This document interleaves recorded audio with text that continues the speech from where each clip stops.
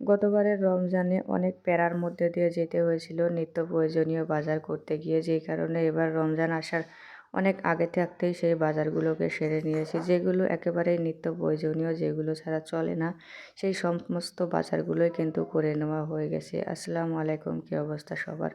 রমজানের বাজারের পাশাপাশি আজকে একটি মাছ নিয়ে আসছে, একটি মাছ বললে ভুল হবে, মাছ নিয়ে আসছে হচ্ছে পাঙাশ মাছ।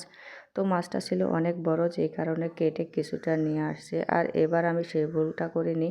এর আগের বার যখন কাটা মাছ নিয়ে আসছিল, তখন আমি মাছগুলোকে আগে কাটছিলাম, তারপরে ধুইছিলাম।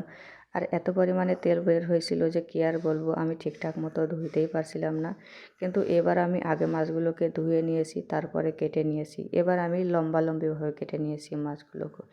একদিকে তেল আর একদিকে গাদা, দুইটা যখন দুই দিকে থাকে খাইতে ভালো লাগে না। তো তেল গাদা একদিকেই থাকবে এমনভাবেই আমি কেটেছি।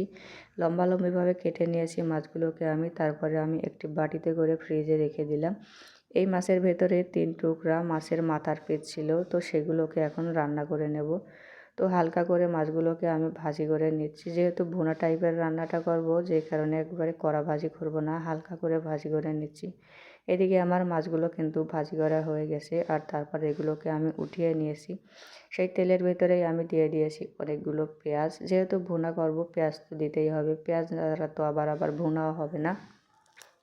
তো পেঁয়াজগুলোকে আমি সুন্দর করে ভেজে নিয়ে তারপর এর ভিতরে মশলাগুলো দিয়ে দিয়েছিলাম। মশলাটা দেওয়ার পরে আমি মাছ দিয়ে দিলাম, আর তারপর এগুলোকে হালকা করে একটু কষিয়ে নিচ্ছি। যখন এর উপরে কিছুটা পরিমাণে তেল ভেসে উঠবে, তখন আমি এর ভিতরে দিয়ে দেব আলু। তো আলু দিলে কিন্তু মোটামুটি খাইতে অনেক ভালো লাগে। একেবারে এক গাদা পেঁয়াজ দেওয়ার থেকে কিছুটা আলু দিলেই আমার মনে হয় একটু ভালো হয়। তো আমি কিছুটা আলুও দিয়ে এগুলো কষিয়ে নিচ্ছিলাম। এদিকে আবার আমার মেয়ে চলে আসছে বিস্কুট নেওয়ার জন্য। ওকে আমি এক ধরনের বিস্কুট দিয়েছিলাম, ও অন্যটা বয়ম নিয়ে চলে আসছে। আসলে এই বয়মের বিস্কুটটা খাইতেই ও বেশি ভালোবাসে। ওকে যদি বয়মটা খুলে দেন, দেখা যাবে অর্ধেকটাই ও নষ্ট করবে আর অর্ধেকটা খাবে। মোটামুটি এইটা খাইতে ও একটু বেশি ভালোবাসে, যেই কারণে সবসময় ওকে এটাই দিতে হয়। কিন্তু আমি ওকে অন্যটা দিয়েছিলাম যে খাওয়ার জন্য, কিন্তু ওটা খায় নাই। ও ওর পছন্দেরটাই নিয়ে আসছে। এদিকে আমার ভুনাটাও কিন্তু হয়ে গেছে রান্না।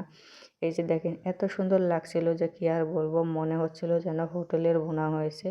তো এদিকে আমার রান্না রেডি, আর এদিকে মাছগুলো যে আমি ফ্রিজে রাখছিলাম, মাছগুলো ফ্রিজে রাখার পরে কিন্তু কিছুটা শক্ত হয়ে গেছিলো। আর তারপরে আমি একটা একটা করে এগুলোকে খুলে নিয়েছিলাম।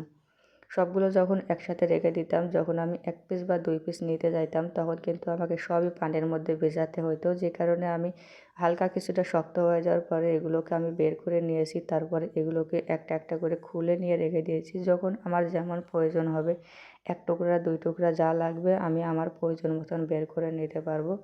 সুন্দর মতন আমি এগুলোকে এখন আবারও ডিপে রেখে দেবো। তো আজকের মতন এই পর্যন্তই। সবাই ভালো থাকবেন। আল্লাহ হাফেজ।